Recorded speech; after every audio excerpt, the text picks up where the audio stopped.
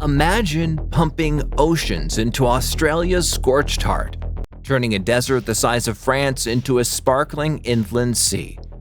It could fight drought or wreck a continent. For a fleeting moment after rare monsoon rains, Lake Eyre comes alive. For a week or two, as the fierce sun reclaims its domain, the lake vanishes, leaving only salt flats and cracked earth behind. For more than a century, the question has haunted engineers, explorers, and politicians alike. What if that fleeting lake could be made permanent? Could a man-made inland sea stretching 1,000 kilometers across Australia tame droughts, cool the continent's climate, and unlock vast stretches of farmland? Or would such an audacious intervention devastate ecosystems, poison soils with salt, and erase Aboriginal lands whose stories predate the pyramids? The stakes are monumental. The projected cost, $200 billion, rivals the world's largest megaprojects. Supporters envision hydropower, reliable irrigation, and a revived outback economy. Opponents warn of evaporation rates that would outpace supply, salinity levels that would sterilize land, and the moral weight of drowning sacred country. The idea is not the fantasy of a single dreamer, but a reoccurring vision woven through Australia's history.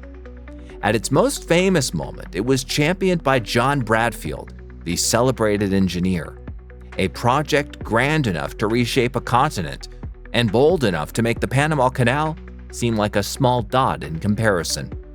Even before Bradfield's blueprint, explorers had carried the myth of an inland sea deep into the outback, convinced that the heart of Australia must hold hidden waters. And long before explorers, an inland sea did truly exist, but it was long gone. Australia's inland sea proposal is therefore more than an engineering scheme. It is a story of ambition, imagination, and the tension between human will and the natural world. This wild idea isn't new. It echoes a time when Central Australia really was underwater. Beneath today's blistering outback, fossils whisper of an ancient ocean teeming with creatures bigger than buses.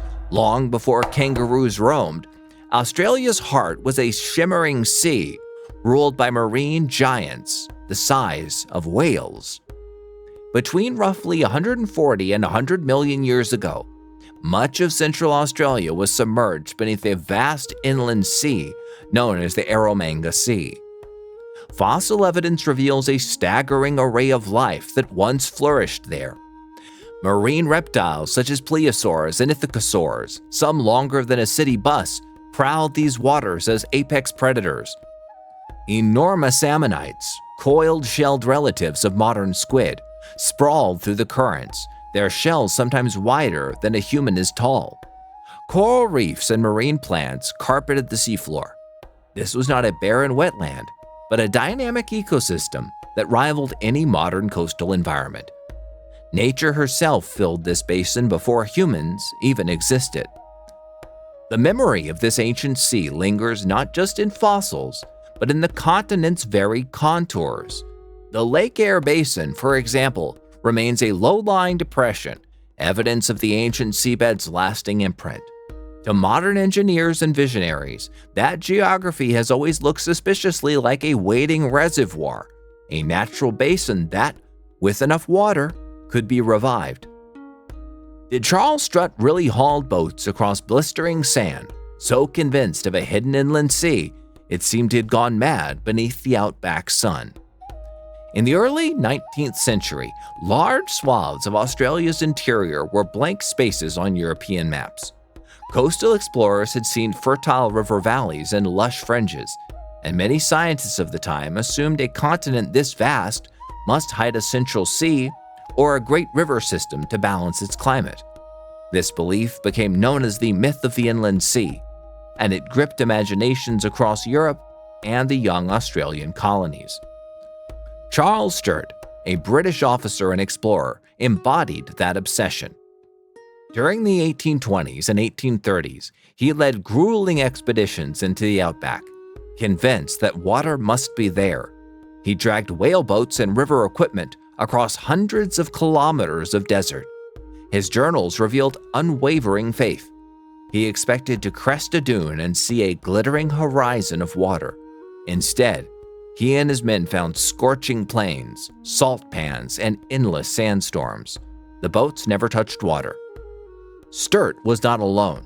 Explorers such as Edward John Eyre and later Burke and Wills also searched for rivers and lakes that might connect Australia's coasts. The persistence of this legend wasn't just bad geography, it was psychological necessity. To European settlers accustomed to temperate climates and navigable rivers, the Outback's vast dry emptiness was unsettling. The idea of a hidden inland sea offered comfort. If water existed in abundance, then the land could be tamed, farmed, and settled. The harsh reality of the expeditions, heat stroke, dwindling supplies, and men hauling useless boats through dust, did not kill the dream. Instead, the failures hinted at a tantalizing possibility. Maybe the explorers had simply missed the sea, or maybe it appeared only in rare seasons. This stubborn hope endured long after Sturt returned empty-handed, and when the Outback offered only salt and sand, a visionary engineer named John Bradfield vowed to build the sea himself. No river required. He bridged a harbor, then set out to bridge a continent. Fresh off his Sydney Harbor triumph, John Bradfield unveiled a 2,300-kilometer maze of dams and canals. A mega scheme bold enough to flood the Outback and gamble Australia's future, making the Panama Canal look like a garden hose. By the 1930s, Australians were grappling with the Great Depression and cycles of brutal drought. Into this climate of hardship stepped John Bradfield, already a national hero for masterminding the Sydney Harbour Bridge, a feat that had become a symbol of Australian ingenuity. Bradfield's reputation as the Einstein of Australian engineering gave weight to even his wildest proposals. His new vision was breathtaking in scope. 2,300 kilometers of dams, canals, tunnels, and pumping stations designed to divert the floodwaters of Queensland's northern rivers southward into the low-lying Eyre Basin. Lake Eyre, 15 meters below sea level at its deepest point, seemed like a ready-made basin waiting to be filled. Bradfield imagined a permanent inland sea that would terraform the desert, generate hydropower, and transform arid Central Australia into farmland rivaling California's Central Valley. The plan promised more than agriculture. Bradfield argued that evaporating water from a permanent lake would cool the continent's interior, trigger increased rainfall, and even mitigate the worst droughts. In an era where large-scale engineering projects symbolize progress, think of the Hoover Dam in the United States or the Panama Canal in Central America. Bradfield's inland sea appeared to be the next logical leap for a nation hungry for development. Politicians and newspapers embraced the dream. Headlines spoke of jobs for thousands of workers and a future where the Outback's emptiness would become a vibrant inland sea. To many Depression-era Australians, the scheme offered not just economic revival, but a bold reimagining of the continent's destiny. Yet, even as admiration for Bradfield's genius echoed across Australia, doubts stirred among scientists and some engineers. They questioned whether the rivers could provide enough water to sustain such a sea, whether evaporation under the fierce desert sun would undo all the effort, and whether tampering with natural river systems might wreak unforeseen environmental havoc. Still, in a world captivated by the promise of megaprojects, Bradfield's proposal embodied a spirit of daring and national pride. It was a plan to literally redraw the map of Australia, a gamble as audacious as any in engineering history. But the Outback's brutal physics, evaporation, salt, and cost would test even Bradfield's genius. In the Outback, the sun drinks water faster than the rivers can pour it in, turning Bradfield's inland sea into a mirage. Bradfield's inland sea proposal dazzled the public, but the numbers refused to cooperate. Engineers ran the math. Under the punishing desert sun, Lake Eyre would lose 3 meters of water each year to evaporation, far more than northern rivers could ever replace. The scheme would require perpetual refilling, an endless cycle of pumping and diversion just to keep the basin from shrinking back to salt flats. Then there was salinity. Because Lake Eyre is endorheic, water flows in but not out. Every liter pumping in would leave its salt behind as the water evaporated. Over years or decades, the inland sea would grow hypersaline, transforming into a Dead Sea on steroids. But rather than a thriving marine environment or freshwater reservoir for agriculture, it risked becoming a toxic brine pool hostile to life. The cost estimate spiraled as the scope of the problem became clear. What early supporters thought might require $10 billion ballooned to $200 billion in today's money. Once pumping stations, maintenance, and inevitable refills were considered, Depression-era optimism was one thing. Funding an endlessly thirsty desert ocean was another. Environmental cautionary tales from abroad also cast a long shadow. In the 1960s, the Soviet Union diverted rivers feeding the Aral Sea for irrigation projects. The once vast lake shrank by 90%, creating dust storms laced with salt and pesticides, devastating local communities and altering regional climates. Australian scientists pointed to the Aral disaster as a grim warning. Mega-engineering water systems can unleash chain reactions beyond prediction. Equally important, indigenous communities voiced concerns from the start. The Lake Eyre Basin, or the Katithanda, is sacred to the Arabana people. Flooding it permanently risked drowning songlines and cultural heritage that had persisted for tens of thousands of years.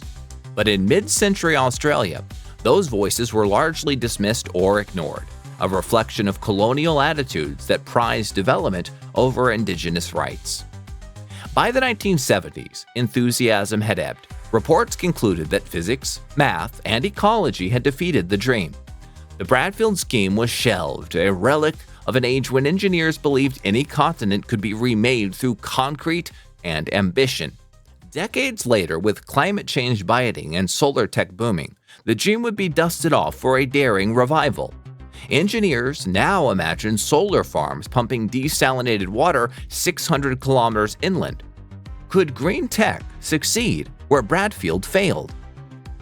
In the 21st century, as Australia faces worsening droughts and record-breaking heat waves, the old Bradfield dream has resurfaced with a high-tech twist. Proponents call it Inland Sea 2.0. Rather than relying on river diversions, the main proposal imagines a solar-powered desalination plant along the coast, stripping salt from the ocean water and pumping the fresh or brackish water hundreds of kilometers inland to refill Lake Eyre. Vast solar farms in the sun-rich Outback would power the pumps, creating a closed loop of renewable energy and water transfer. By flooding the Lake Eyre Basin with water, they argue the evaporation could generate lake-effect weather, boosting local rainfall by up to 15%. In theory, stabilize fragile ecosystems, expand arable farmland, and buffer Australia's southeast against extreme drought. Some futurists go even further, envisioning new inland cities springing up around the shores of a permanent lake, self-sufficient communities powered by solar energy, surrounded by algae farms producing biofuel, and linked by railways to coastal trade routes. But critics see the plan as a mirage reborn. The cost remains astronomical. The pipelines and pumps alone could exceed $200 billion, not including ongoing maintenance or unforeseen complications. Desalination removes salt, but at the cost introduces new environmental challenges like brine disposal and ecosystem disruption. Pumping seawater or brackish water inland could still create salination problems over time, sterilizing soils and threatening fragile habitats. Equally pressing are indigenous rights. The Lake Eyre Basin, Katithanda, remains sacred to the Arabana people, who view permanent flooding as cultural erasure. Indigenous leaders warn that megaprojects risk repeating past mistakes by overriding ancient connections to land. This is not simply a development project, it is an existential threat to heritage and identity. Advocates for a decentralized approach argue that smaller, smarter solutions, local water recycling, sustainable farming practices, managed aquifers, and region-specific reservoirs could collectively deliver resilience without the astronomical risks. Unlike a single inland sea, Decentralized strategies can adapt to changing conditions and avoid catastrophic failure if one element falters. This is not simply a development project, it's an existential threat to heritage and identity. Let's run the clock forward 50 years and watch what happens if Australia actually builds it. Year 1. The pumps roar to life and the Lake Eyre basin begins to fill. Within months, satellites capture a startling sight. A shimmering blue expanse carved into Australia's red heart, large enough to rival a small sea. The world takes notice. News outlets dub it Australia's Mediterranean. Migratory birds swarm to the new habitat, and the nation briefly basks in the glow of engineering triumph. Year 5. The inland sea is now a turquoise jewel. Coastal-like towns begin to spring up on its shores. Investors pour money into tourism ventures and fisheries. But scientists warn that salt concentrations are rising. Even with desalinated inputs and brine management, the closed basin traps every mineral left behind by evaporating water. Environmental groups raise concerns that without an outlet, the lake may edge toward hypersalinity, threatening fledgling ecosystems. Year 10. Microclimate changes begin to emerge. Evaporation from the inland sea slightly cools the surrounding desert, while increased humidity generates more local rainfall, by some estimates up to 15% within 100 kilometers. Farmers report better harvests, and some regions previously considered marginal for agriculture see renewed interest. Supporters hail the sea as proof that humanity can hack the climate for good. Year 25. The experiment reshapes Australia's economy. Shoreline communities boom. Industries from around aquaculture and renewable energy and inland real estate prices soar. Yet the sea's maintenance costs remain enormous. Engineers work constantly to replenish water lost to evaporation and manage salt buildup. Environmentalists point to shrinking fisheries and warn of a tipping point. Year 50. Two possible futures diverge. In one timeline, relentless management and technological advances transformed the inland sea into a permanent oasis, an Australian Riviera surrounded by thriving cities and sustainable industries. In the other, an abrupt failure, political, financial, or environmental tips the balance. Pumps fall silent, salinity skyrockets, and a hypersaline wasteland remains, echoing the fate of the Aral Sea. The Outback, once briefly blue, reverts to dust and salt storms. Should Australia risk sacred land and billions on flooding the Outback, or choose smaller, smarter fixes over another reckless gamble? Globally, there are sobering parallels. Egypt's Tosca Lakes project aimed to green the desert by diverting Nile water, but suffered from evaporation losses and underwhelming agricultural returns. Africa's Lake Kariba, one of the world's largest man-made reservoirs, generated hydropower, but displaced tens of thousands of people and altered ecosystems permanently.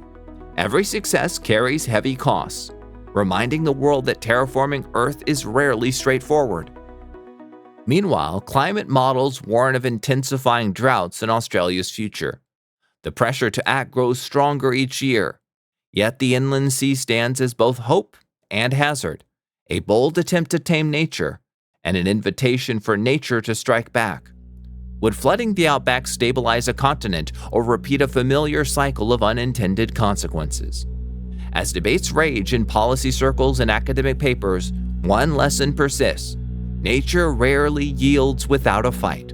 Australia's history offers a humorous but telling reminder of this truth. Think we can outsmart nature? Australia once waged war on emus, and the birds won. These 6-foot flightless runners, fast, stubborn, and iconic, turned a 1932 crop cull into the infamous Emu War. A reminder that nature doesn't surrender easily and had the last laugh. Australia's past is full of big swings. A prehistoric ocean once covered its interior. Explorers dragged boats through deserts chasing a mirage. Bradfield tried to build an inland sea, and even an army lost to emus. Nature doesn't bend easily. Yet the Inland Sea 2.0 idea keeps resurfacing. Advocates frame it as a bold bet: harness renewables and desalination to rewrite Australia's water future. Skeptics see a potential ecological disaster, cultural upheaval, and a $200 billion misfire. The choice is stark: gambling billions on a single audacious inland sea, or build resilience through many smaller, smarter water solutions. So what's your verdict? Should Australia flood its red heart, or trust humbler fixes? Like, subscribe, and cast your vote for the next MegaProject in the comments. The Outback still waits, silent and unbroken, daring dreamers to imagine it blue again.